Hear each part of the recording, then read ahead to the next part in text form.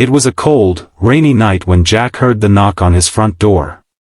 It was almost midnight, and he wasn't expecting anyone. His heart jumped when the knocking came again, urgent, shaky, and soft. When he opened the door, his eyes widened in disbelief. Standing there in the pouring rain were two little girls, twins, barefoot and soaking wet, shivering in their pink pajamas. One of them, her voice trembling, looked up at him and whispered, "They hurt our mama, please help." That one sentence froze Jack in place. His mind raced. Who were these children? What did they mean someone hurt their mom? And why did they come to his door? Before we get into this powerful story, make sure to subscribe to our channel, Kindness in Action, where we share real-life stories that remind us how one act of compassion can change everything. If this story touches your heart, please hit the like button and tell us in the comments what kindness means to you. It really helps us keep spreading these messages of hope. Jack was a single dad living in a quiet neighborhood just outside Portland. He worked long hours at a small auto repair shop and spent his evenings with his 8-year-old son, Noah. Life had been hard since his divorce 2 years earlier, but Jack found comfort in the simple things: bedtime stories, weekend pancakes, and the sound of his son's laughter filling their small home. That night, the laughter was long gone. The rain beat against the windows, and Jack had just put Noah to bed when the knock came. Seeing those two little girls, maybe 6 or 7 years old, drenched and frightened, hit him right in the chest. He quickly ushered them inside, wrapping a towel around each one. Their lips were blue, their tiny hands trembling as they clutched each other tightly. Jack crouched down and spoke softly, "Hey, it's okay. You're safe here. What happened? Where's your mom?" The smaller twin hesitated, eyes full of tears.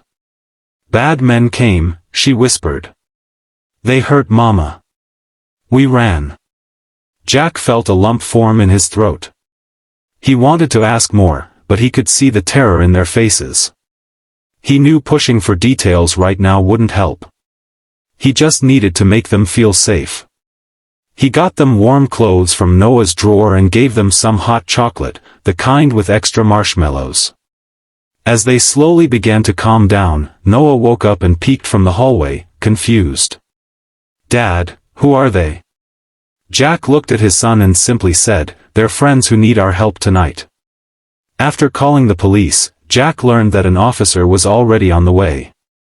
But as they waited, something powerful began to unfold in that small living room. The twins, named Lily and Lucy, sat close together on the couch, and Noah joined them, handing each a toy car to play with. They didn't talk much, but when one of them smiled faintly, Noah grinned back. The room, once filled with fear, began to soften with warmth. When the police arrived, they spoke gently to the girls. Their mother, it turned out, had been attacked by her abusive partner, a man she had tried to leave several times. She was alive but in the hospital. The twins had escaped out a back door and run through the rain until they saw Jack's porch light. Jack's heart ached as he listened. He'd grown up watching his own mother suffer in silence, and those memories came flooding back. He knew what fear looked like in a child's eyes. And he knew, deep down, that he couldn't just let them leave once the night was over. Over the next few days, the police arranged for the twins to stay temporarily in foster care while their mom recovered. Jack couldn't stop thinking about them. He kept replaying that night in his head, the knock, their soaked pajamas, the desperate plea for help. Then one afternoon, his phone rang. It was the caseworker. The girls remembered Jack's kindness and were struggling to adjust in their temporary home. "Would you be willing to visit them?" she asked. Without a second thought, Jack said yes. When he walked into the foster home and saw the twins again, they ran straight into his arms. "Hi, Mr. Jack," Lucy said with a smile that melted his heart. Lily added, "Thank you for helping us." That moment changed something in him. Jack realized kindness isn't just about reacting in a moment of crisis, it's about showing up again, and again, when people need you most. Over the next several weeks, Jack and Noah spent time with the twins almost every weekend. They took trips to the park, built forts in the living room, and shared Sunday dinners. The laughter that had once been missing from Jack's home returned, brighter and louder than ever. When their mother was finally discharged from the hospital, she came to thank Jack in person. Her name was Sarah, and she was still recovering, both physically and emotionally. But when she looked at Jack, she said, "You didn't just save my girls that night, you gave us all hope that good people still exist." Jack didn't know what to say. He simply nodded, his eyes misty.